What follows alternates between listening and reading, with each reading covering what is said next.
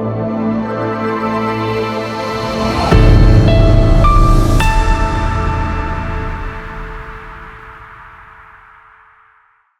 The lord. ప్రభునందు ప్రియులారా, బాగున్నారా?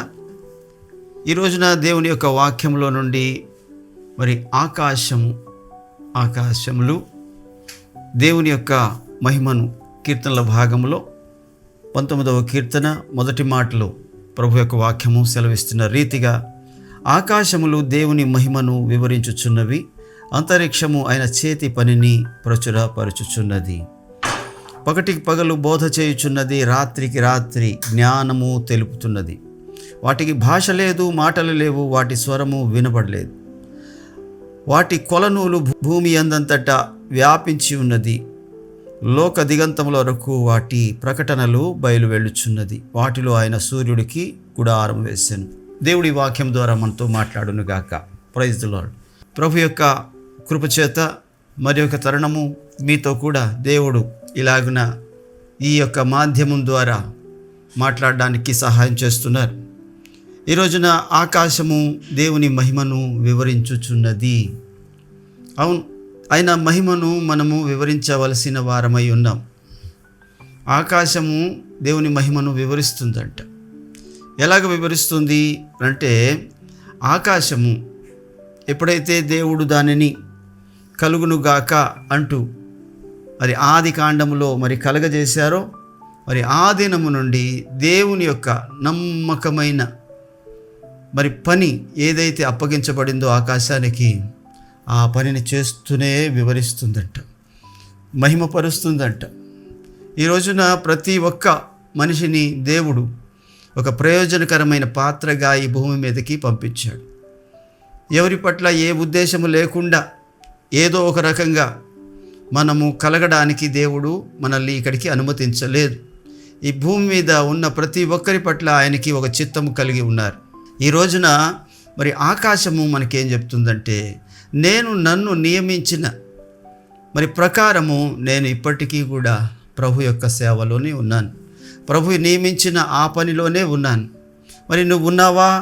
ఈ రోజున మనము అలాగా ఉన్నామో లేదో ఒకసారి పరిశీలన చేసుకోవాలి. ఆకాశము మనుషులకి ఏమి నేర్పిస్తుంది అని అంటే, సమయ పాలన నేర్పిస్తుందంట. మొదటిగా ఆది కాండము 1వ అధ్యాయము 15వ వచనంలో, భూమి మీద వెలుగిచ్చుటకు అవి ఆకాశం విశాలమందు జ్యోతులై యుండుగాక అని పలికెను. ఆ ప్రకారము ఆయను దేవుడు ఆ 2 గొప్ప జ్యోతులను, అనగా పగటిని ఏలుటకు పెద్ద జ్యోతిని, రాత్రిని ఏలుటకు చిన్న జ్యోతిని, నక్షత్రములను చేసెను. Praise the lord. ప్రభు యొక్క వాక్యం చెప్తుంది, ఆకాశము ఎందుకు ఉంది అని అంటే, ఒకటి పై కప్పుగా కనబడుతుంది, అలాగనే అక్కడ దేవుడు జ్యోతులను పెట్టాడంట. సమయము క్రమము తెలియపరచడానికి పెద్ద జ్యోతి అనగా సూర్యుడిని, చిన్న జ్యోతి అనగా చంద్రుడిని పెట్టారంట. నిజానికి ఆకాశానికి వేలాడగట్టారని అర్థం కాదు, కానీ అవి ఒక గ్రహాలు అని ఇప్పుడు శాస్త్రవేత్తలు కనుక్కున్నారు. అవి కూడా శాస్త్రజ్ఞులు కనుక్కొని అవి 2 ఒక గ్రహాలని మరి కనుక్కున్నారు. అయితే అవి ఎక్కడున్నాయంటే ఆకాశంలో ఉన్నాయి. మరి ఆకాశము ఏం నేర్పిస్తుందంటే, సమయ పాలన నేర్పిస్తుంది. ఎప్పుడు ఏం చేయాలి అన్నది సమయ పాలన నేర్పిస్తుంది. ఈ రోజున మనకి సమయము గురించిన విలువ తెలియట్లేదు. సమయము చాలా విలువైనది అని అందరితో పాటు మనం అంటున్నాం, కానీ మరి ఆ సమయాన్ని సద్వినియోగం చేసుకుంటున్నామా? సమయము చాలా విలువైనది, చాలా విలువైనది. ఇది వరకు ఎప్పుడో మీకు చెప్పే ఉండొచ్చు. ఒక యవనస్తుడికి మరి చాలా మరి మంచి రంగురంగుల రాళ్ళు దొరికినాయి అంట. ఆ రంగురంగుల రాళ్ళు ఎక్కడ దొరికినాయి అంటే, ఒక నది ఒడ్డున దొరికినాయి. ఆ నది ఒడ్డున దొరికిన ఆ రాళ్ళనన్నిటినీ మరి జేబులో నింపుకున్నాడు. మరి వెళ్తూ నీటి మీద ఎగురుతూ వెళ్ళేలాగానే ఇసురుతున్నాడు ఒక్కొక్క రాయిని. ఇసురుకుంటూ వెళ్ళిపోయాడు.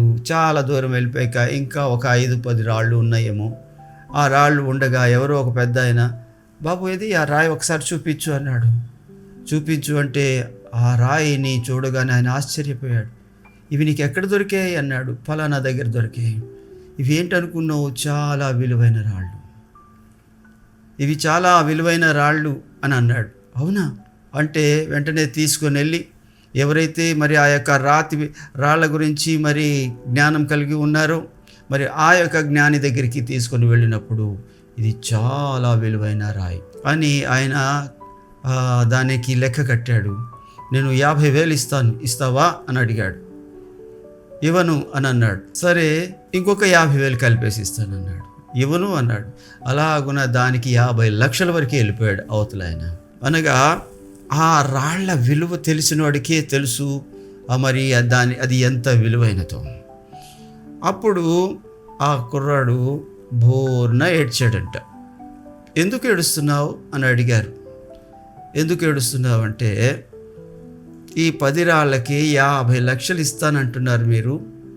నేను ఇలాంటివి కొన్ని 100 రాళ్ళు జేబులో నింపుకొని నీటిలోకి ఇసిరేశాను, పారేశాను. అవి ఉంటే నేను ఎంత కోటీశ్వరుని అయిపోయేవాడిను కదా అని అందుకే ఏడుస్తున్నాను అని అన్నాడట. అంటే మనకు సమయం విలువ తెలిసినప్పటికీ, ఆ సమయం యొక్క విలువ తెలిసినప్పటికీ ఈ బలము ఉండకపోవచ్చు, ఈ వయసు ఉండకపోవచ్చు, సామర్థ్యం ఉండకపోవచ్చు. అందుకనే సామర్థ్యం ఉండినప్పుడే, బలము ఉండినప్పుడే దాని విలువ తెలుసుకొని సమయాన్ని సద్వినియోగం చేసుకోవాలని ఎఫెసీ గ్రంథకర్త 5:15 అంటాడు. ఆ సమయాన్ని విడిచిపెట్టినవాడు అజ్ఞాని అని కూడా అక్కడే వ్రాయబడి ఉంది. ఈ రోజున దేవుడు ఈ ఆకాశము ద్వారా మనకి ఏం నేర్పిస్తున్నాడంటే సమయం యొక్క విలువ నేర్పిస్తున్నాడు. అక్కడ సూర్యుడు, అక్కడ చంద్రుడు ఇద్దరు వేలాడి మరి ఆకాశంలో మనకి కనబడతా ఉంటారు. వాళ్ళు సమయాన్ని నేర్పిస్తూ ఉంటారు. మనకంటే ఇప్పుడు వాచీలు వచ్చాయి, గడియారాలు వచ్చాయి, కానీ ఒకప్పుడు గడియారాలు లేవు. మరి అప్పుడు ఏం చూసారయ్యా అంటే ఆ సూర్యచంద్రుల్ని చూసేవారు. వాటిని బట్టే ఉదయం అయింది, సాయంత్రం అయింది, మధ్యాహ్నం అయింది, వాటిని బట్టే అమావాస్య, వాటిని బట్టే పౌర్ణమి, ఇవన్నీ లెక్కలు వేసుకునేవారు. వాటిని బట్టే నెలలు, వారాలు అన్నీ వరుసగా మరి లెక్క వేసుకోవడం నేర్చుకున్నారు. అవి సమయాన్ని నేర్పిస్తాయి మనకి. ఈ రోజున నేర్పిస్తున్న సమయంలో దేవుడు నీకు ఇచ్చిన సమయము నువ్వు ఉపయోగించుకుంటున్నావా? నువ్వు ఉపయోగించుకున్నా ఉపయోగించుకోకపోయినా 1 నిమిషం కూడా నీ కోసం నిలవబడదు. అది సాగుతూనే ఉంటుంది, వెళ్తూనే ఉంటుంది. ఈ రోజున ఇక్కడ ప్రభు మాట్లాడుతున్న మాట ఏంటంటే క్రమము నేర్పిస్తుందంట, సమయము నేర్పిస్తుందంట. ఒకప్పుడు ఎప్పుడు పడితే అప్పుడు ఉద్యోగానికి వెళ్ళి ఎలాగో ఒకలాగా మరి ఆ ఉద్యోగం చేసి వచ్చేసేవాళ్ళు. కానీ ఇప్పుడు కొత్తగా ఏం పెట్టారంటే ఈ ముద్ర వేయడం నేర్పారు. బొటనవేలు ముద్ర వేయడానికి వేసి కానీ ఆ యొక్క ఉద్యోగంలోని వెళ్ళడానికి లేకుండా పెట్టారు. ఇప్పుడు సమయం ఖచ్చితంగా పాటించాల్సిందే. ఇప్పుడు స్కూళ్ళల్లో, కాలేజీల్లో, సమస్తమైన స్థలాల్లోని అన్ని సమయం ప్రకారంగా జరగడానికి మరి సమయం దాటిపోతే వారిని అనుమతించలేకుండా, ఒకప్పుడైతే చూసి చూడనట్టుగా ఊరుకునేవారేమో కానీ ఇప్పుడు అలాగ పరిస్థితి లేదు. పెద్ద పెద్ద కార్పొరేట్ హాస్పిటల్ ఆఫీసుల్లోని చూసినట్లయితే ఈ సమయానికి మరీ విలువగా చూస్తున్నారు వాళ్ళు. ఈ రోజున దేవుడు మరి అలాంటి విలువైన సమయాన్ని గురించి నేర్పించడానికి ఆకాశాన్ని పెట్టాడు దేవుడు. అక్కడ సూర్య చంద్ర నక్షత్రాలను పెట్టాడు దేవుడు. ఇదిగో ఆకాశములు దేవుని మహిమను వివరించుచున్నవి. చూసినట్లయితే ఈ సమయాల్లోని మొదటి సమయం ఏంటంటే క్రైస్తవుడికి ప్రార్థనా సమయం. దావీదు ప్రార్థన ఎప్పుడు చేసేవాడంటే చూడండి, కీర్తనల గ్రంథంలో 55వ కీర్తనలో 17వ చరణంలో ఇలాగ వ్రాయబడి ఉంది. సాయంకాలమున, ఉదయమున, మధ్యాహ్నమున నేను ధ్యానించుచు మొర్రపెట్టుచున్నాను, ఆయన నా ప్రార్థన ఆలకించి ఉన్నాడు. దేవునికి స్తోత్రం కలుగును గాక. దావీదుకున్న అలవాటు ఏంటంటే సాయంకాలమున, ఉదయమున, మధ్యాహ్నమున నేను మొర్రపెట్టుచున్నాను అంటాడు. ఈ రోజున ఆయన ఒక క్రమం ప్రకారంగా ప్రార్థన సమయాన్ని ఏర్పాటు చేసుకొని మరి ప్రభువు కూడా క్రమం ప్రకారంగా మార్కు సువార్త 1వ అధ్యాయం 35వ వచనంలో ఆయన అంటాడు, ఇంకా చాలా రాత్రి ఉండగానే పెందల కడనే లేచి ఆయన అరణ్య ప్రాంతమునకు వెళ్ళి అక్కడ ప్రార్థించుచుండెను. దానియేలుకి కూడా దినమునకు 3 ప్రార్థన చేసే అలవాటు ఉంది. ఇదిగో అపోస్తుల దగ్గరికి వెళ్తే వాళ్ళు మధ్యాహ్నం 3 గంటలప్పుడు మరి దేవాలయానికి వెళ్ళి ప్రార్థన చేసే అలవాటు వారికి ఉంది. మరి చూసినట్లయితే కొర్నేలి అనే భక్తుడు కూడా మరి ఆయన కూడా ప్రార్థన క్రమం అలవాటు ప్రకారంగా ఉంది. అంటే ఈ రోజున దేవుడు నీతో నాతో మాట్లాడేది మాట ఏంటంటే ఈ వాక్యము ద్వారా నీకు అలాంటి క్రమం ఉందా? ఎప్పుడు పడితే అప్పుడు ఎక్కడ పడితే అక్కడ ప్రార్థన చేయొచ్చు, అందులోని తప్పేం కాదు. కానీ నీ ప్రార్థనా సమయం నీకుందా? ఉదయం ప్రార్థన చేసే సమయం ఉందా? మధ్యాహ్నం ప్రార్థన చేస్తున్నావా? రాత్రి ప్రార్థన చేస్తున్నావా? ప్రభు దగ్గర మరి కనిపెట్టుకుంటూ ఉన్నావా? ఇక్కడ చూసినట్లయితే ప్రార్థనా సమయం కలిగిన దానియేలు కనిపిస్తున్నాడు 6:10 ప్రార్థనా సమయం కలిగిన మరి కొర్నేలి కనిపిస్తున్నాడు అపోస్తుల కార్యాలు 10:3 ఇదిగో ప్రార్థనా సమయం కలిగిన పేతురు గారు కనిపిస్తున్నారు అపోస్తుల కార్యాలు 3 ఇలాగున ప్రతి ఒక్కరూ ప్రార్థనా సమయాన్ని పాటించేవారిగా ఉన్నారు. ఈ రోజున నీవు నేను ప్రార్థనా సమయాన్ని పాటిస్తున్నామా?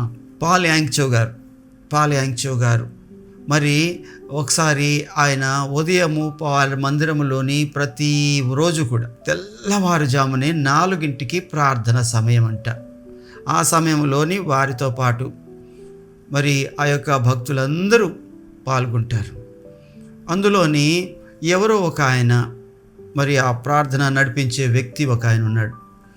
ఆ వ్యక్తి మరి ఆ రోజున ఎందుకో మరి నిద్రపోవడంతో అప్పటికే పాల్ యాంగ్చో గారు వచ్చేశారు. ఇది నడిపిస్తున్నారు కదా అని చెప్పేసి అప్పటికే ఆయన ప్రార్థన చేసుకొని మరి అక్కడికి వచ్చేసారు 4 ఇక్కడ నడిపించడానికని. వస్తే ఈ నడిపించేవాడు లేడు, ఆ వచ్చిన వాళ్ళుగా ప్రార్థన చేసుకుంటున్నారంట. అప్పుడు రాగానే వెంటనే ఏంటి ఇంకా రాలేదా అని చాలా కోపం వచ్చి ఒక మైక్లోని మరి గట్టిగా ఎవరైతే ఉన్నాడో ఆ వ్యక్తి పేరుని గట్టిగా పిలిచారంట. ఆ శబ్దము ఆయన ఉన్న గదిలోకి, అంటే ఆ మందిరంలోనే గదుల్లోనే వాళ్ళు అక్కడే నివాసం చేస్తారు సేవకులు, అలాంటి గదిలోనికి వెళ్ళి వినబడగానే ఆయన ఉన్న పలంగా ఉలిక్కిపడి లేచి, అయ్యో నేనేంటి ఇలాగ నిద్రపోయానని మరి ఉలిక్కిపడి లేచి అదేదైతే నైట్ గౌన్ వేసుకుంటారో ఆ గౌన్తోనే పరిగెత్తుకుని వచ్చేసాడంట. ఒక్కొక్కసారి నిద్రమత్తు వల్ల ప్రార్థనా క్రమం తప్పుతూ ఉంటుంది. కానీ నువ్వు ప్రార్థనా పరుడు అయితే పరిశుద్ధాత్ముడే నిన్ను లేపుతాడు. ఆ సమయానికి ప్రభు అక్కడికి వచ్చి నీ కోసం ఎదురు చూస్తారు. దానికి ఒక ఉదాహరణ ఏంటంటే ఆదాము చల్లటి పూట ప్రతిరోజు ఒకే సమయానికి దేవునితో మాట్లాడేవాడంట. తండ్రి అయిన దేవునితో ఏదైనా వనంలో మరి మాట్లాడుకుంటూ ఉండే అనుభవం మరి ఆదాము కలిగి ఉన్నాడు. అదే క్రమంలోని ప్రభు వచ్చారు సాయంత్రం చల్లటి పూట వచ్చి ఆదామా అని పిలుస్తున్నాడు. ఆదామా అని పిలుస్తున్నప్పుడు ఆయన అప్పటికే పాపం జరిగి ఉండడం వల్ల ఒక చెట్టు చాటున దాక్కొని ఉన్నారు. ఆదామా నువ్వు ఎక్కడయ్యా అని పిలుస్తున్నారు. అంటే ప్రభు దగ్గర ఆయన అంటున్నాడు, అయ్యా తోటలో నీ స్వరం విని నేను చెట్టు చాటున దాక్కున్నానయ్యా, భయపడ్డానయ్యా. ఎందుకు భయపడ్డావు? నేను తినవద్దని చెప్పిన ఆ పండును తిన్నావా? నేను తినలేదు, కానీ ఇదిగో నువ్వు నాకు ఇచ్చిన ఈ స్త్రీ నాతో తినిపించింది. అవును, ఎప్పుడైతే ప్రార్థన సమయాన్ని ప్రార్థనలోని గడపకపోవడం అనేది ఎప్పుడు జరుగుతుందంటే మనలోని ఏదైనా తప్పు ఉంటప్పుడు. అందుకనే ఎవరో భక్తులు చెప్పారు, పాపము చేసేవాడు ప్రార్థన చేయలేడు, ప్రార్థన చేసేవాడు పాపము చేయలేడు. రోజు ప్రార్థన చేస్తే ఏమవుతుందో తెలుసా? ఆ ప్రార్థన నిన్ను పరిశుద్ధుడిగా నీ పాపాన్ని తీసేస్తూ నిన్ను కడుగుతూ యేసు ప్రభు యొక్క రూపంలోనికి నిన్ను మారుస్తుంది. యేసు ప్రభులా ఉండడానికి నిన్ను అది తీర్చిదిద్దుతూ ఉంటుంది ప్రార్థన. నీ కన్నీటితో నీ యొక్క మనసంతా, నీ హృదయం అంతా కడగబడతా ఉంటుంది. నువ్వు పాపివి కాస్త పరిశుద్ధుడిగా మారిపోతావు. అది మనం పాపాత్మురాలైన స్త్రీ జీవితంలో చూస్తాం. ఈ రోజున దేవుడు నీతో మాట్లాడుతున్నాడు. నీకు ప్రార్థన సమయపు క్రమం ఉందా? ఎప్పుడు పడితే అప్పుడు, ఎక్కడ పడితే అక్కడ అంటే అవసరాన్ని బట్టి చేసే ప్రార్థన వేరు, సంఘంలో చేసే ప్రార్థన వేరు, ఎవరైనా వ్యాధిగ్రస్తుల దగ్గరికి వెళ్ళి చేసే ప్రార్థన వేరు, ఎవరికైనా ప్రయాణం అవుతున్నప్పుడు అడిగినప్పుడు చేసే ప్రార్థన వేరు. కానీ నీకంటూ ప్రార్థన క్రమం ఉందా? ఇదిగో ఆకాశానికి క్రమం ఉందంట. సమయం ప్రకారంగా సూర్యుడు వస్తాడు, సమయం ప్రకారంగా చంద్రుడు వస్తాడు, సమయం ప్రకారంగా వర్షాలు కురిపిస్తాడు. ఇలాగ ప్రతీది కూడా సమయం ప్రకారంగా ఆకాశం చేస్తుంది. అందుకనే దేవుని యొక్క వాక్యం చెప్తుంది, ఆకాశములు దేవుని మహిమను వివరించుచున్నవి. ఈ రోజున నువ్వు చేస్తున్నావా ఆ పని? అలాగనే సమయం పాటించడంలోని మరి రెండోది ఏంటంటే రక్షణ సమయం. ఇదే మిక్కిలి అనుకూలమైన సమయము, ఇదే రక్షణ దినము. చాలామంది రక్షించే వాళ్ళు లేక, రక్షణ మార్గము చెప్పేవాళ్ళు లేక మరి నశించిపోతున్నారని నీకు తెలుసా? నీకు సమయము లేదేమో, సువార్తకు సమయము లేదేమో. దేవుని యొక్క ప్రజలు నశించిపోతున్నారు, లోకంలో అనేకులు నశించిపోతున్నారు. ఇదిగో అనేకులు మరి రక్షణ లేకుండానే వెళ్ళిపోతున్నారు. ఇప్పుడు కాలంలో చూసినట్లయితే మరీ ఘోరంగా ఉన్నారు. ఆకాశము నుండి దేవుడు నిన్ను చూస్తున్నాడని కీర్తన భాగంలో వ్రాయబడి ఉంది. నువ్వేం చేస్తున్నావో చూస్తున్నాడంట. నరులను పరిశీలించుచున్నాడు అని ప్రభు యొక్క వాక్యం రాయబడి ఉంది. మరి దేవుని యొక్క సన్నిధిలో చూసినట్లయితే దేవుని సువార్తను ప్రకటించే సమయం నీ దగ్గర ఉందా? దేవుని యొక్క వాక్యం చెప్తుంది, ఇప్పుడే 2 కొరింథీ పత్రిక 6 ప్రకారం ఇప్పుడే మిక్కిలి అనుకూల సమయము, ఇదే రక్షణ దినము. నేను తర్వాత చెప్తాను, నాకు సమయం లేదు అని అనొద్దు. సమయాన్ని మరి ఆకాశం ఏమైపోయినా సరే తన పని ఎలా చేస్తుందో అలాగన దేవుని పని కూడా మనం చేయవలసిన వారముగా ఉన్నాం. దేవుని యొక్క సన్నిధిలోని సువార్త ప్రకటించవలసిన వారముగా ఉన్నాం. ఒకానొక సమయంలోని భక్త్ సింగ్ గారిని ప్రభు లేపారంట. భక్త్ సింగ్ గారిని ప్రభు లేపి అన్నారంట, భక్త్ సింగ్ గారు లేలండి, వెళ్ళి మరి హైదరాబాదులో ఉన్న ఆ ట్యాంక్ బండ దగ్గరికి వెళ్ళి సువార్త చెప్పండి అని అంటున్నాడు. అయ్యా, నేను ఇప్పటివరకు ప్రార్థన చేసుకుని మోకాళ్ళ మీద ఉండి ఇప్పుడే నేను నిద్రకు వచ్చానయ్యా, ఈ సమయంలో మరి ఎవరుంటారయ్యా సువార్త వినడానికి అని అన్నారంట. అయ్యా మీరు వెళ్ళండి అని ప్రభు చెప్పినప్పుడు వెంటనే ఆ భక్తుడు లోబడి అప్పటి వరకు ప్రార్థన చేసుకున్నాడు, అప్పటి వరకు సువార్తను లేక వాక్యాన్ని ప్రకటించాడు. అలాంటి భక్తుడు వెంటనే తన యొక్క మరి బైబిల్ని పట్టుకొని ఆ యొక్క ట్యాంక్ బండు ఫలానా ఏదైతే స్థలం చెప్పారో ఆ స్థలానికి వెళ్ళి అక్కడ సువార్త ప్రకటించాడు. ఎప్పుడైతే ఆ సువార్త ప్రకటిస్తున్నాడో ఎవ్వరూ లేరు, ఒక్క పిట్ట మనిషి కూడా లేడు. నిర్మానుష్యంగా ఉన్న ఆ స్థలంలో ఆయన సువార్త ప్రకటిస్తూ ఉంటుండగా మరి ఆ ట్యాంక్ బండి క్రింద, మరి ఆ వంతెన క్రింద ఎవరో ఒక వ్యక్తి ఆత్మహత్య చేసుకోవడానికి సిద్ధపడ్డాడు. ఆ సిద్ధపడిన వ్యక్తి ఈయన పైనుంచి ప్రకటిస్తూ ఉంటే ఆయన అక్కడ వింటున్నాడు. అయితే ఆ విచిత్రం ఏంటంటే ఆ యొక్క వింటున్న వ్యక్తి అన్నాడంట, ప్రార్థన చేస్తున్నాడంటే, ఎవరైనా నిజమైన దేవుడు లేడా ఈ లోకంలో? ఉంటే నాతో మాట్లాడండి, ఉంటే నాకు ఇప్పుడు ఏదైనా సూచన చూపించండి, నా బాధల్లో నుంచి నన్ను విడిపించండి అని చాలా భారం కలిగి కన్నీటితో ప్రార్థన చేయడం ద్వారా దేవుడు భక్త్ సింగ్ గారిని లేపి అక్కడికి పంపించాడు. భక్త్ సింగ్ గారు ఎప్పుడైతే ప్రార్థన ముగించాడో, సువార్త చెప్పడం ముగించాడో, ముగించి ప్రార్థన చేసి ఆయన కళ్ళు తెరవగానే మరి ఈ వ్యక్తి వచ్చి ఎదురుగా నిలబడి ఉన్నాడు. ఒక్కసారి ఉలికిపడ్డారు, ఈ టైం అప్పుడు ఎవరురా బాబు అని. అప్పుడు ఆయన అన్నాడు, అయ్యా ఇప్పటి వరకు మీరు చెప్పిన సువార్త నా కోసమే. నేనే అడిగాను ఎవరైనా దేవుడు ఉన్నాడా అని అంటే దేవుడు మిమ్మల్ని పంపించాడు అని చెప్పారు. అవును, సమయమందును అసమయమందును సువార్త ప్రకటించమని 2 తిమోతి పత్రిక 4వ అధ్యాయం 2వ వచనంలో ఉంది. సమయాన్ని చూడొద్దు, అసమయాన్ని చూడొద్దు. నువ్వు అలా పని చేసినప్పుడు కొన్ని ఆత్మలను రక్షించడానికి కారణమవుతావు. అలాగనే సాతాను కూడా పనిచేస్తున్నాడంట సమయాన్ని చూసి. ఇదిగో ప్రకటన గ్రంథం 12వ అధ్యాయం 12వ వచనం ప్రకారంగా ఆడికి తక్కువ సమయం ఉందని గుర్తెరిగి వాడి పని వేగవంతం చేశాడంట. అందుకనే ఈ కాలంలో చూసినట్లయితే అనేక యాక్సిడెంట్ల ద్వారా మనుషుల్ని తీసుకెళ్ళిపోతున్నాడు, అనేక గొడవల ద్వారా మనుషుల్ని మరి తీసుకొని వెళ్ళిపోతున్నాడు.